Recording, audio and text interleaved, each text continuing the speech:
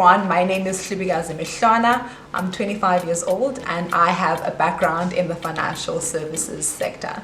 Hi everyone, I'm Thembi. I'm a business intelligence analyst. Hi everyone, I'm Janelle J. Mongol and I am 31 years old. I live in Cape Town and I'm a business engineer at Capitec Bank. So a lot of people tend to associate money with power, with respect and with security. For me, I think money is just a tool for me to acquire independence.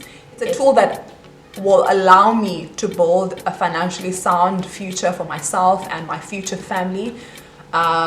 It's just a tool. It's a tool. It's a means to an end. For me, money, I don't want to say it doesn't mean anything, but for me, I feel like the value that it brings to my life is more important. So I don't really count the money, but I rather count the value that it comes out, what comes out from it rather, because I honestly feel like we sometimes focus on the money aspect, we don't focus on our lives. So for me, it's really a means to an end. Of course, you have to have it and you have to appreciate it and not waste it. So I definitely know that it has a big place in my life, but as I said, I'd rather focus on the investment and the value and the return that it gives me, whether it is me saving it for something later on or paying for something that's an investment or buying something that I enjoy wearing or eating. It's something that I rather count that points. No, I just see money as a medium of exchange. We use it to exchange value. So yeah, that's just what it is to me. Nothing more than a medium.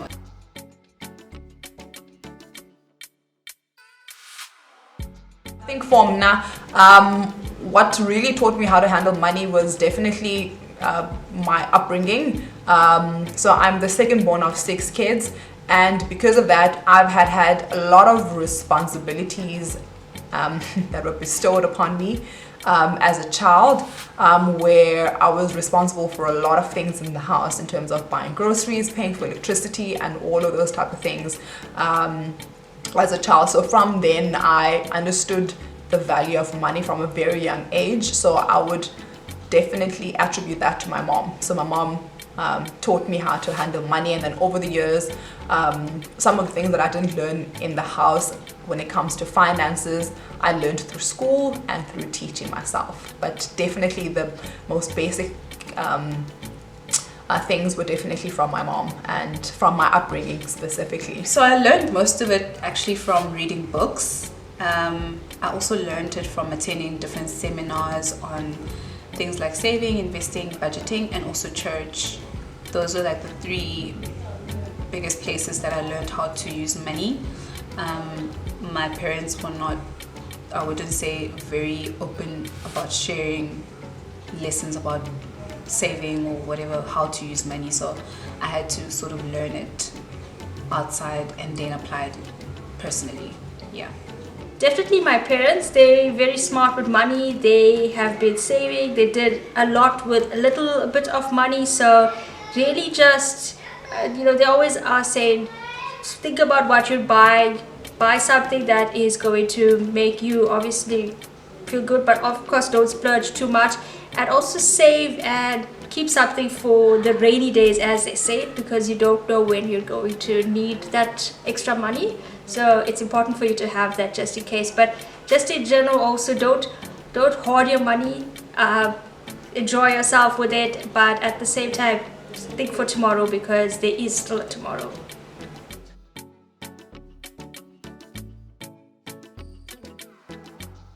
So because I have a financial background, I studied finance as well, I've had a number of encounters with like really, really great advice in terms of our finances. But I think the biggest financial lesson that I've ever had was definitely about making sure that you don't invest in things that you don't understand. So you have to have a good footing or good understanding on the things that you are investing in, if you're doing it yourself specifically.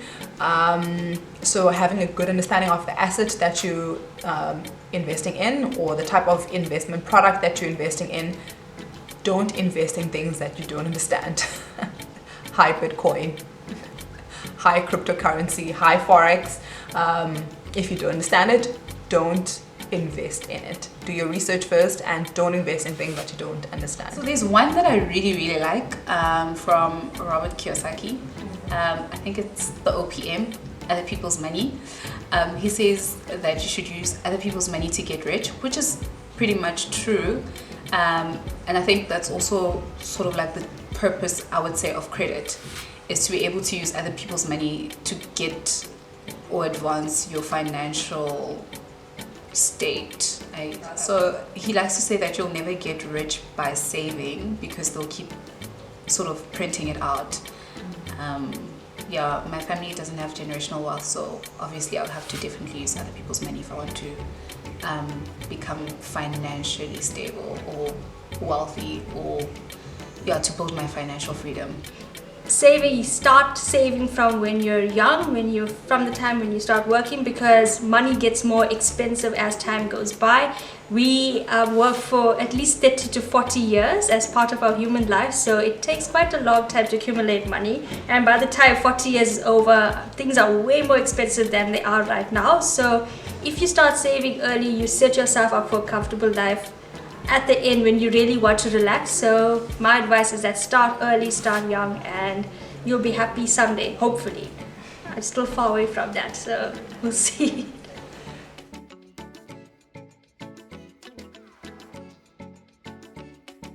I do. I think it's something that I enjoy doing, and I think it's something that's good. Of course, saving means either saving it in an actual savings or investing it or doing something with that will help reduce your debt. So I consider all of that as saving, because it is saving me some money somewhere or gaining some money somewhere else.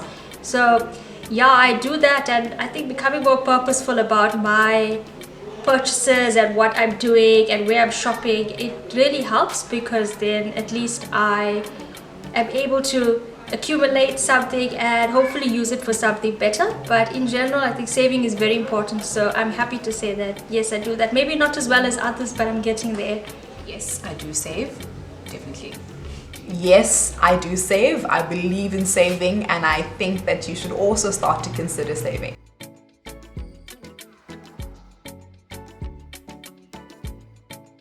Hell yeah. Yes, I do. Yeah, definitely I do budget. I think budgeting has really been the most adulting thing that I've had to do and to stick to it, because having a budget and planning it out and actually sticking to it are two completely different things. No. There's one thing I tried and failed at. I had an Excel sheet with a budget and look at my bank statement and see where I can reduce, but that lasted for 2 good months and then it stopped. But I think that just being mindful of the purchases and really just seeing what I need and planning is something that I do, but it's not like a detailed thing to say I'm going to spend 50 Rand on chips and 20 Rand on cool drink. I just kind of wing it, I think.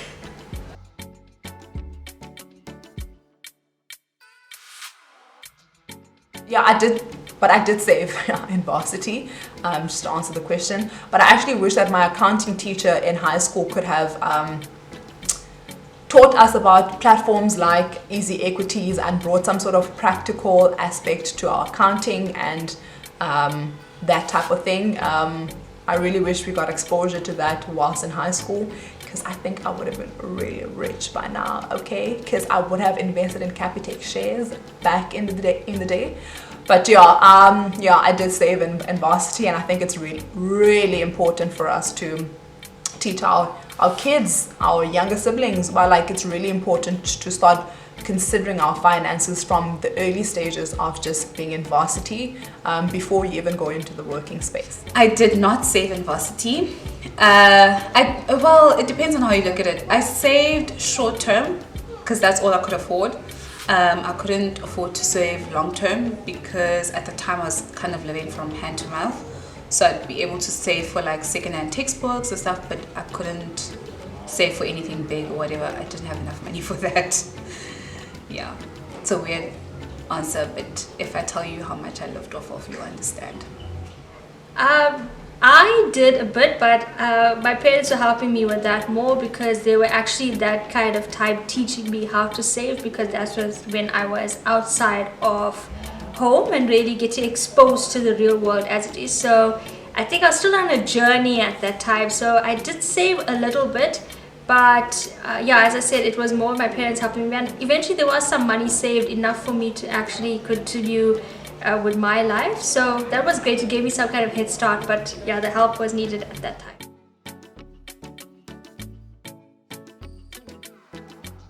I've had plenty of splurges over the years, but I think definitely my most craziest splurge, or the most unplanned splurge, maybe let me say it like that, was definitely purchasing my camera in 2019. I was Black Friday and I'd been thinking about purchasing a camera, and so I did. Now, to answer the latter part of the question, was it worth it? Not entirely, because I feel like if I had waited it out a little bit more, I could have actually bought a camera that was also still an entry-level camera, but a camera that I could use it for a number of different things. So I didn't do my research. So part of me does regret it, but I think it was somewhat a good purchase. But yeah, definitely my camera in 2019. Okay, so I've had, I think, 2 big financial splurges, I'd say, in my entire life. So the first one was a few years ago. On Mother's Day, I decided to spend a ridiculous amount of money getting my mom facial creams and all these beautiful facial things that I thought would be nice and lovely for her. And honestly speaking, as much as I love my mom, I love you mom a lot, it was not worth it. Like, I spent almost 5,000 Rand on facial creams. They don't do anything different. She still looked the same. It really wasn't worth it.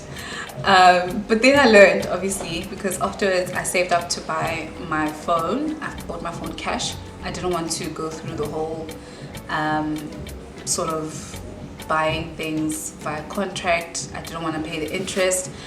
Also, the price of the phone versus what you pay for it afterwards didn't make sense to me. So yes, that was worth it for me. Yeah. Okay, so for me, my biggest financial splurge is always traveling. I absolutely love traveling, seeing the world, seeing different places, even in South Africa. So when it comes to traveling, I splurge. I spend the money that I need to spend. Of course, I don't go crazy, but at the end of the day, I take it as my goal to enjoy myself and to learn something. So yes, it is definitely worth it. Every single time, every single rand and cents is worth it, and I will do it 100 times.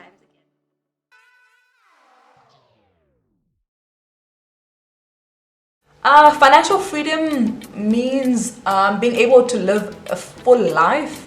And by that I mean living a life that I desire for myself and my future family someday. It means being able to use the savings and investments and the cash flows that I have to live a life that I desire, to live a full life. And that's what financial freedom means to me. Living a full life without worrying about finances. Financial freedom, sure. I think for me, it just means being able to put my money to work and not necessarily needing to work for money. I think that's very important, and being able to buy back my time, because at this point in time, my medium of exchange is my time for money. And financial freedom would look like me being able to use my time differently from having to actually sell it. And that's why I would say putting my money to work. Yeah. For me, it means being able to manage your necessities. So obviously have a roof over your head. If you need a car, have that. Be able to buy food, clothing, and of course pay your bills. And once you have that, you should actually still, as far as possible, if it is in your means, to be able to save something and be able to know that if there is an emergency or something, that you do have something to fall back on. And also it's important for you to also invest and be able to see where you can improve your growth and add value to your life.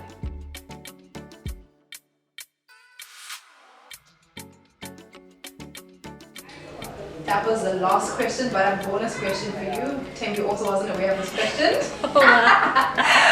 The bonus question is, what is your biggest financial mistake so far? If you have any.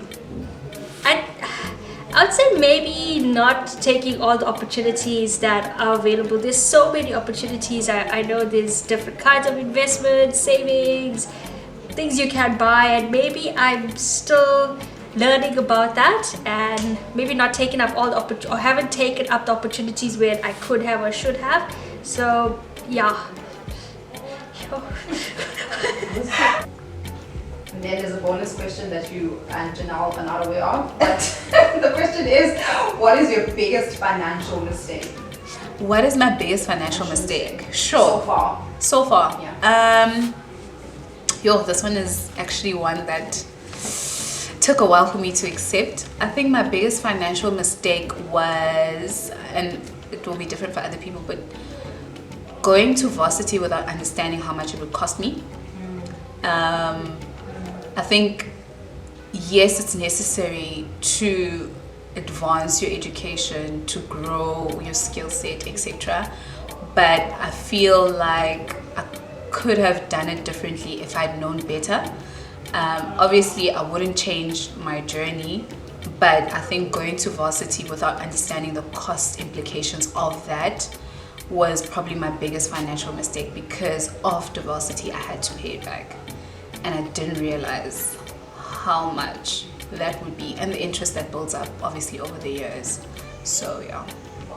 Bonus question. So for now, I don't think I've had a big financial regret as yet. Because I try to really think things through, to do my research before making any financial or any big financial decision. But I think the one thing that I might regret just a tad bit is getting into long leases. So I've lived in 3 apartments so far ever since I've come down to Cape Town, and all 3 of those leases had 12-month contracts. I wish I could have had like a 6-month contract or a flexible contract. Yeah. So I think that's the one thing that but I wouldn't really call it a regret, man. But yeah, I think that's one of the mistakes that I've made in my adulthood so far, is getting into long-term leasing arrangements. And that's it. Thank you so much for watching this first episode. I hope that you guys enjoy this, and I'm looking really forward to the next episode, and I hope you are too. I'll see you guys next time. Bye.